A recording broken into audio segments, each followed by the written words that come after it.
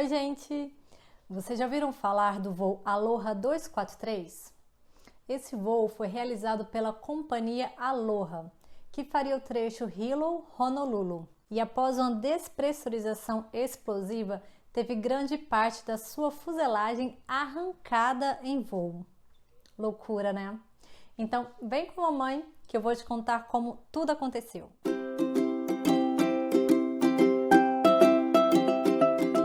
Sou Tati Mônico, piloto de Boeing 737 e produtora aqui do canal Mamãe Piloto.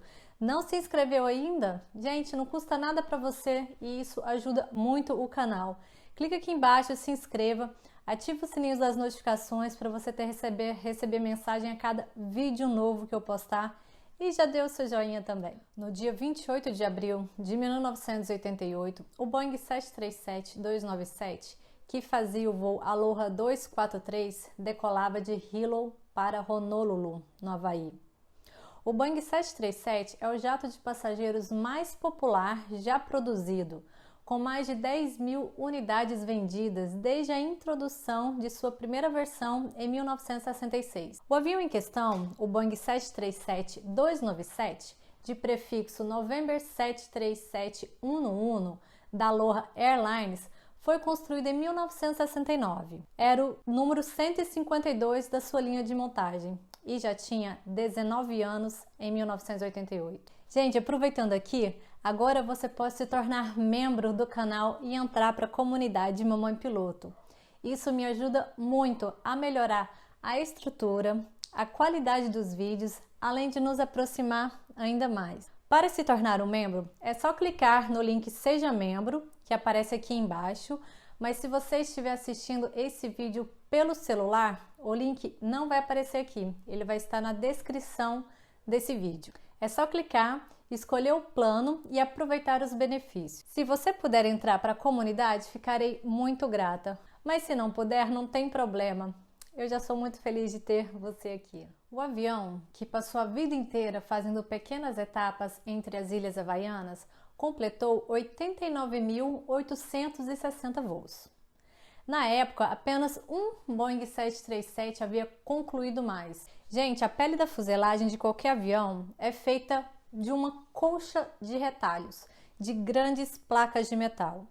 3 mecanismos prendem essas placas umas às outras, que são os rebites, epóxi, que é uma espécie de adesivo, e placas duplas, ou folhas adicionais de metal que são adicionadas sobre as juntas para aumentar sua resistência. No entanto, o início do 737 tinha apenas 2 deles, os rebites e o epóxi. Os rebites mantiveram fisicamente as folhas de metal juntas, mas o estresse colocado nas juntas quando a aeronave era pressurizada foi transferida para o epóxi, fornecendo uma área contínua através da qual a tensão poderia ser distribuída uniformemente. No voo 243, no entanto, o epóxi estava em más condições. O clima úmido do Havaí era tão propício à corrosão que o próprio epóxi começou a se desgastar, transferindo a tensão para os rebites. Os rebites não foram feitos para suportar essa tensão. No entanto, e ao longo de dezenas de milhares de ciclos de pressurização,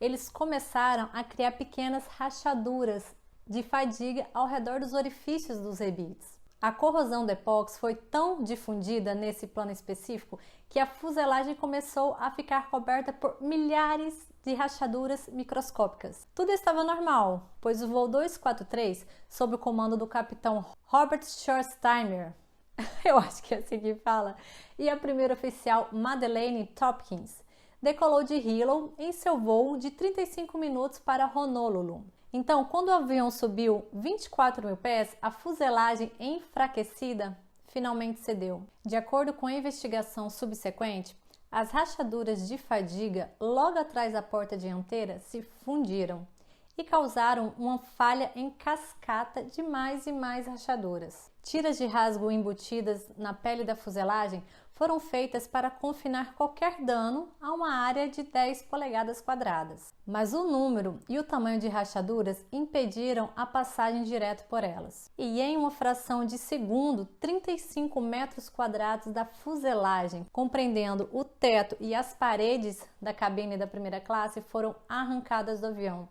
causando uma descompressão explosiva e repentina. Na cabine de passageiros foi um desespero instantâneo. A veterana comissária de bordo Clarabelle Lansing foi sugada para fora do avião pela fuga de ar. E outra comissária de bordo ficou gravemente ferida por destroços. Os passageiros foram imediatamente expostos a ventos de mais de 480 km por hora e a temperaturas tão baixas quanto menos 40 graus Celsius. A 24 mil pés há muito pouco oxigênio, não dá para respirar. Por isso as aeronaves são pressurizadas e os enormes danos que foram causados no teto e nas paredes destruíram o sistema que fornecia ar para as máscaras de oxigênio. E o pior de tudo, a cabine só estava presa por vigas no chão, no piso do avião. O nariz desceu 1 metro inteiro em relação ao corpo do avião, quando ele se dobrou devido ao enorme estresse. Os pilotos, que não tinham ideia de como o avião realmente estava danificado, começaram imediatamente uma descida íngreme, que a gente chama de descida de emergência, para alcançar o ar respirável, geralmente 10 mil pés. O som do vento era tão alto que os pilotos não conseguiram nem se entender, muito menos entrar em contato com a cabine de passageiros para descobrir o que tinha acontecido. Mas naquele momento, eles fizeram exatamente o que precisavam, o que foram treinados para fazer. Se eles não tivessem descido imediatamente, o mais rápido possível, os passageiros teriam morrido rapidamente de frio, exposição e hipóxia. Mas como o nariz estava curvado para baixo e os destroços bloqueavam a visão da cabine, a rápida perda de altitude fez com que os passageiros e os comissários acreditassem que a cabine havia sido destruída e que os pilotos estavam mortos. Mas eles estavam efetuando a manobra de emergência de despressurização. A comissária de bordo, Michelle Honda, tentou entrar em contato com os pilotos pelo telefone, mas as linhas foram interrompidas devido ao rasgo imenso na fuselagem e ela não obteve resposta. Convencida de que os pilotos estavam mortos e com a aeronave aparentemente mergulhando fora de controle em direção ao Oceano Pacífico, ela fez aos passageiros a temida pergunta: há alguém a bordo que possa pilotar esse avião? No entanto, Tompkins e Schorsteimer estavam bem vivos. Depois de descer a 10 mil pés, eles nivelaram o avião e contataram os controladores no aeroporto de Kahului, na ilha de Maui, informando-os da emergência. Entretanto, pousar a aeronave atingida não seria fácil.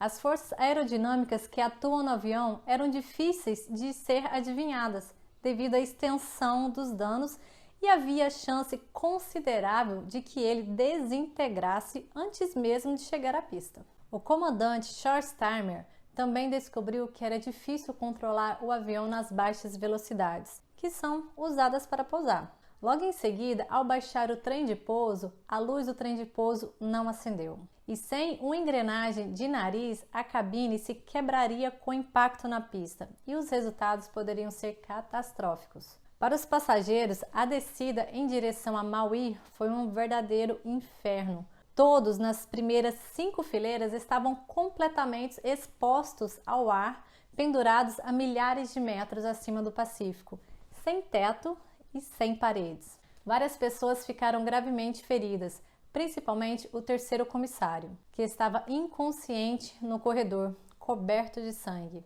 Quando o avião nivelou, ficou claro que os pilotos de fato ainda estavam vivos, mas os passageiros puderam ver facilmente que as tábuas do piso estavam entortando e muitos estavam certos de que o avião se quebraria ao meio a qualquer momento. À medida que um avião se aproximava da pista, os serviços de emergência foram capazes de fazer uma confirmação visual de que o trem de pouso estava baixado e travado, dando aos pilotos uma nova confiança em sua capacidade de pousar o jato danificado. Mesmo assim, eles estavam chegando rápido demais e ninguém tinha certeza de como o avião reagiria ao pousar no solo. Mas depois de uma descida angustiante de 13 minutos, o voo 243 da Aloha Airlines pousou na pista, deslizou em segurança até parar. Tompkins e Schorsteimer realizaram um milagre.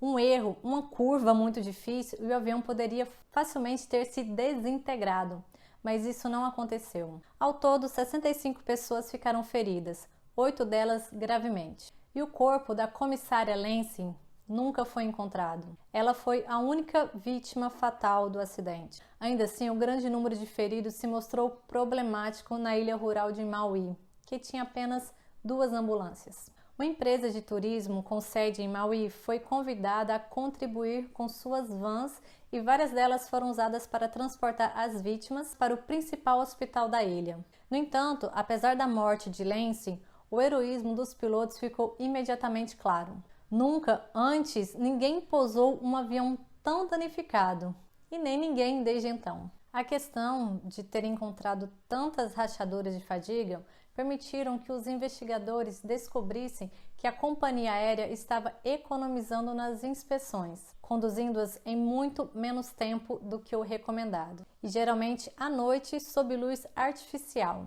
por trabalhadores de manutenção cansados, que seria muito mais difícil encontrar essas pequenas rachaduras. Ainda mais contundente, a FAA e a Boeing haviam alertado 15 anos antes que os primeiros 737 eram vulneráveis exatamente ao tipo de corrosão nas vedações de epóxi, que quase derrubou o Aloha 243. Mas a companhia aérea nunca tomou medidas para resolver esses problemas. Depois do acidente, as recomendações do NTSB e a ação do Congresso permitiram pesquisas que levaram a um maior entendimento de como os aviões envelhecem. E hoje, nenhum avião antigo receberia inspeções tão negligentes como as aeronaves pertencentes à Aloha Airlines. A Federal Aviation Administration também mudou seus processos para fazer um trabalho melhor, aplicando suas próprias diretrizes de capacidade aérea. A Boeing já havia mudado o processo de fabricação de suas aeronaves para fortalecer essas ligações entre as placas na pele da fuselagem, uma ação que até agora se mostrou eficaz, porque nenhum outro 737 sofreu uma falha catastrófica na escala do Aloha 243. Existe também uma outra teoria de como a fuselagem se abriu, que merece consideração. Ao invés do grande número de rachaduras terem se unido e arrancado toda aquela fuselagem, essa nova teoria afirma que as lacrimais de fato funcionaram como pretendido, mas que o buraco se abriu acima da comissária Lansing e ela se transformou em um tipo de martelo hidráulico gigante. Assim, gente, o buraco pode ter sido aberto próximo de onde a comissária estava e devido à diferença de pressão, o avião sendo despressurizado, como ela estava solta, ela foi sugada com forte pressão para esse buraco.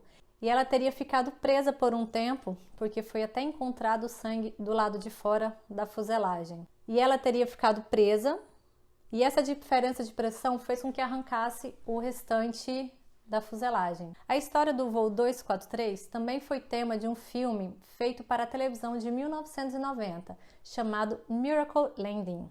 Então é isso, gente. Espero que tenham gostado de entender sobre esse acidente aéreo. E beijo, beijo, até a próxima.